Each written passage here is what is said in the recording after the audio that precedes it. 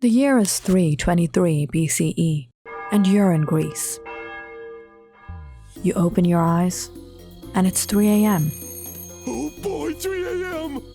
You reach out for your Greek gyro, some sliced olives and feta cheese. It tastes amazing. You happen to go outside to admire the 3 a.m. view of your favorite king's statue. But instead, you're greeted with a crowd of people frantically talking amongst each other. That's when you hear, The king is dead! Alexander the Great has died. And it has been a whole 6 days since he has been dead. He died from an illness no one knew of. And even by the split second of time you took to reach Babylon to check on your favorite king, his body showed no signs of decomposition. Dutch!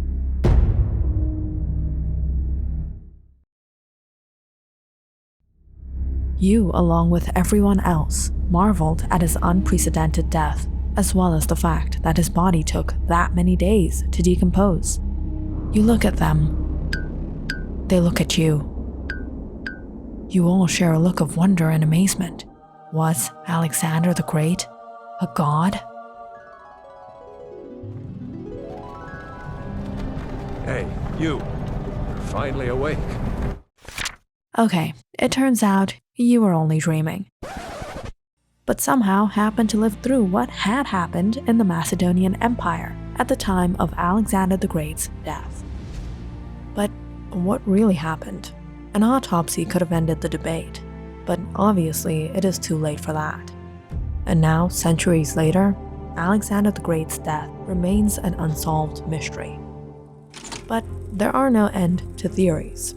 Was he a victim of natural causes, felled by some kind of fever, or did his marshals assassinate him, angered by his tyrannical ways?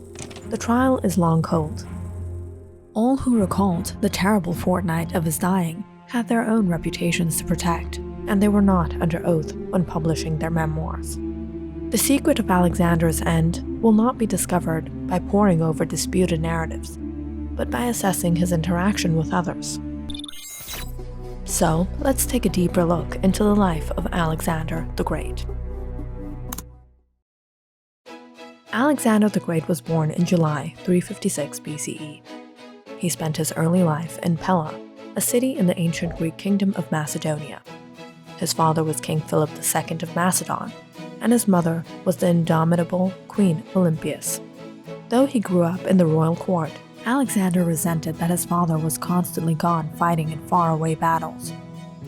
1 year after completing his studies in 340 BCE, Alexander became a soldier. Soon afterward, he led the Campanian cavalry to help defeat Theban and Athenian armies, alongside his father in 338 BCE. But the father and son did not fight together for very long. Soon after King Philip II successfully united every Greek state except for Sparta, he ousted Queen Olympias to marry Cleopatra Eurydice, and Alexander was absolutely furious. Alexander briefly escaped with his mother before returning for his sister's wedding in 336 BCE. At some point during those celebrations, King Philip II was murdered by another Macedonian noble. To ensure that the 19-year-old Alexander would take his father's place on the throne, Olympias drove her former husband's new wife to suicide and took the life of the couple's daughter. Meanwhile, Alexander the Great was proclaimed the feudal king. Later that year, Alexander gained control of the military, which included 3,000 cavalries and 30,000 infantries. And by the time he was 20, he had fully seized the Macedonian throne. He promptly took the lives of some of the biggest rivals in ancient Greece and quelled local rebellions for independence. In 334 BCE, Alexander had begun his march towards Asia. Though he encountered resistance in numerous cities in modern-day Turkey, his army consistently emerged victorious. He then took on Phoenician cities like Marathus and Aradus in modern-day Syria. After taking over Gaza and entering Egypt, he founded the city of Alexandria. Meanwhile, Alexander also focused in his long-held dream of conquering the Persian Empire, which which happened after a battle against King Darius III in 331 BCE. Now he was not the only king of Macedonia, but also the king of Persia. This, along with other key battles, helped establish Alexander's empire as one of the largest in ancient history, but it wasn't to last. After arriving in Babylon in modern-day Iraq, Alexander spent a night drinking with a naval officer named Nearchus and some 20 other men before deciding to call it a night and get some sleep. This was unusual behavior for him. He may have been feeling a little off color. As was his habit, he took a bath before sleeping, but then a Thessalian friend of his, Medius, invited him to join a late-night party, so the king agreed and continued drinking. Eventually, he left and turned in. On the following day, Alexander felt feverish and spent much of his time in bed. He played dice with Medius and dined with him. Alcohol was on the menu again. According to one version of events, Alexander challenged a fellow guest to down a crater of wine in one go. Alexander tried, but failed. He felt a stabbing pain in his back, as if he had been pierced by a spear, and called it quits. By the morning of the third day, Alexander was no better. He was carried out on a couch to conduct the usual daily sacrifice to persuade the gods to watch over him and his army. His indisposition was an annoying setback, but no more than that. He issued instructions to his officers for the imminent Arabian campaign. Days passed. Alexander's condition gradually worsened. There seems to have been a variety of pools and bathhouses in the vicinity, and the king was transferred to at least one of them, and finally to a lodge beside the reservoir. These constant removals suggest growing panic among the king's staff. It was increasingly obvious that he was gravely ill. His commanders and high officials were warned to stay within reach. Generals waited in the courtyard. Company and regimental officers were to gather outside the gates. On June 5th, Alexander was ferried back to the summer palace, but the fever did not abate.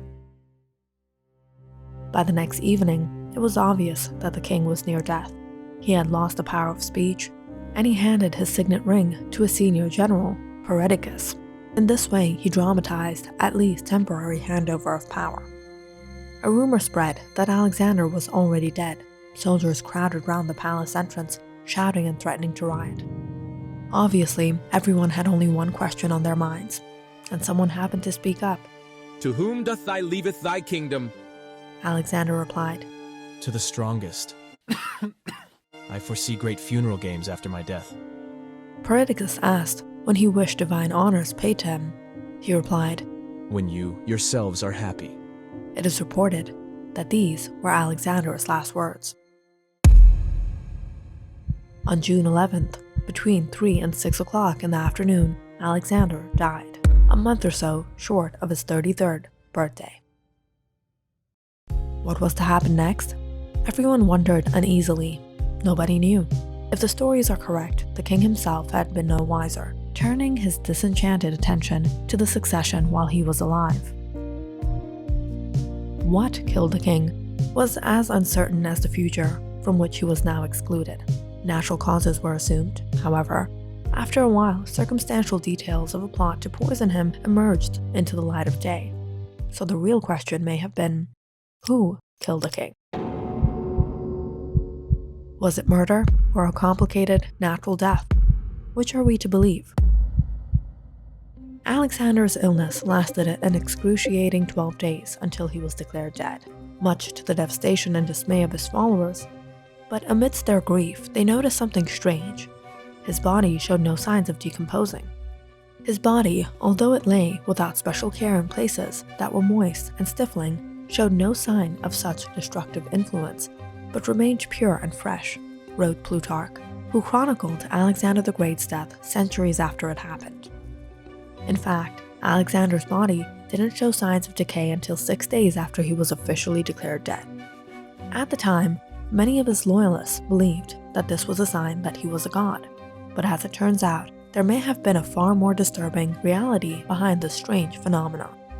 For millennia, medical experts and historians have contemplated how Alexander the Great died.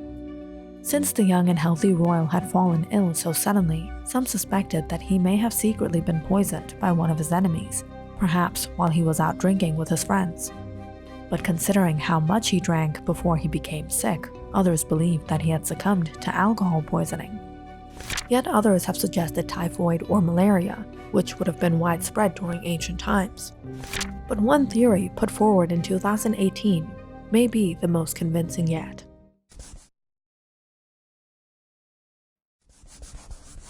According to Dr. Catherine Hall, a senior lecturer at the Dunedin School of Medicine at the University of Otago in New Zealand, believes that he died from an autoimmune disorder called Guillain-Barré syndrome. This was probably the reason why his body did not decay, because maybe he wasn't dead at all. GBS is a rare neurological disorder which causes progressive paralysis, and starts from the feet and progresses throughout the body of the affected person. It occurs when the body's immune system attacks the peripheral nerves in the body. Scholars have been speculating many causes to his death, but of all of these theories, this seems to be the most logical one.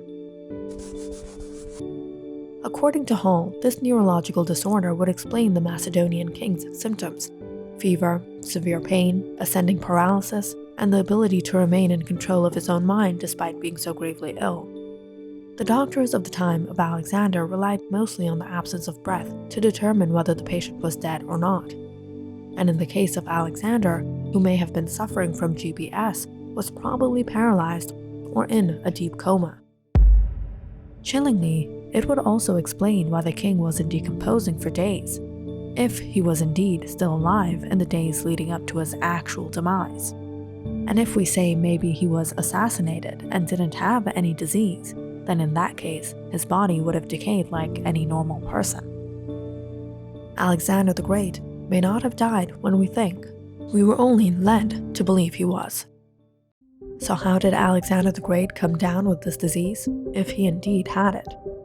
Hall posits that he contracted the illness thanks to an infection of Campylobacter pylori, which was a common bacterium of the era. Now, in the end, this remains a theory and we may never know exactly how Alexander the Great died, but it certainly makes a compelling case. While there's no doubt that the Macedonian ruler suffered in the days leading up to his death, it's eerie to think that it may have been even more agonizing than once thought. If you liked our video, don't forget to subscribe and follow our channel for more videos like this one.